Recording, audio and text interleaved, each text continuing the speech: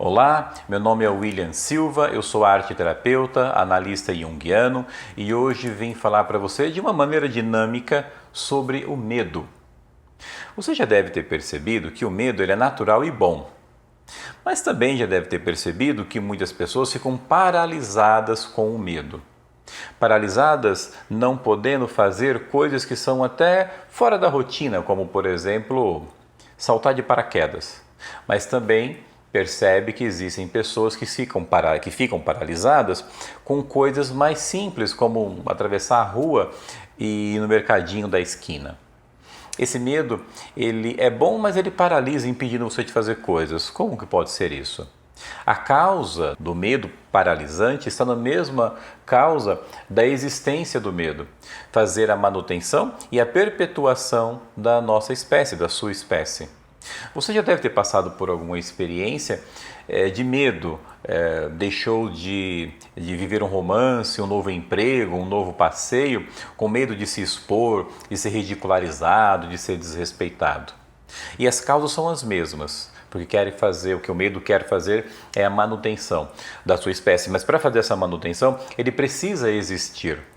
Esse primeiro medo aparente, esse medo que vai fazer a manutenção da tua espécie, ele é localizado, mas as imagens que advêm deste medo, essas são muito individuais, e aí vai da experiência que cada indivíduo tem, do medo que cada indivíduo tem de viver aquela situação. Quanto maior ou mais imagens a partir daquele medo, mais o medo te paralisa.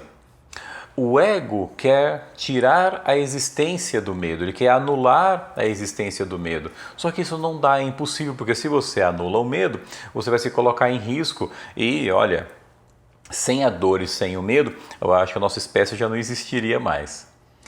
Mas enfim, quanto mais o ego tenta extirpar, tenta anular a existência do medo, maior este medo fica. Porque ele percebe que, por ser natural, ele percebe que você estará em risco fazendo isso. Então, mais forte ele fica.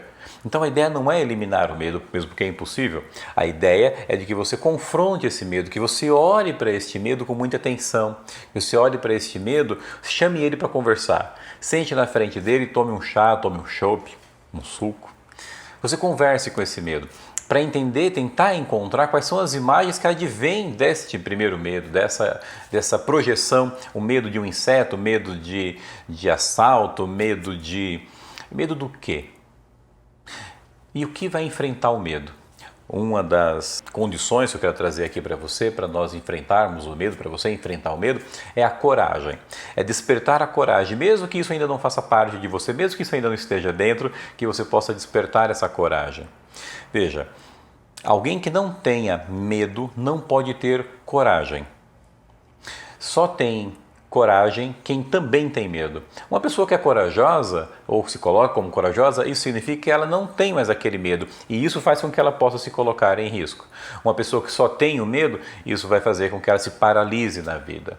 A ideia é de ter esse equilíbrio, esse confronto, porque à medida que você enfrenta o seu medo com essa coragem acionada, você se torna corajoso, você se torna alguém que respeita, que lida, que confronta o seu medo, que não ignora, que não tenta reprimi-lo.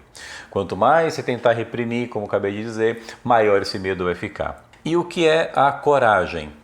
Coragem é o cor de coração, é a mesma raiz, a etimologia da palavra, e ação é a ação do coração. Tem algo que eu não posso responder aqui, não posso mensurar para você, mas eu vou deixar em formato de pergunta para que você pense. Veja, todos temos medo, não adianta tentar anular o medo, nós temos que confrontar este medo. E para confrontá-lo, nós temos que despertar a nossa coragem. E a coragem é uma ação do coração. Deixa a pergunta para você então. E o que você tem no fundo do coração, o que você tem no seu coração que você pode despertar para enfrentar os seus medos? Obrigado, até outro dia.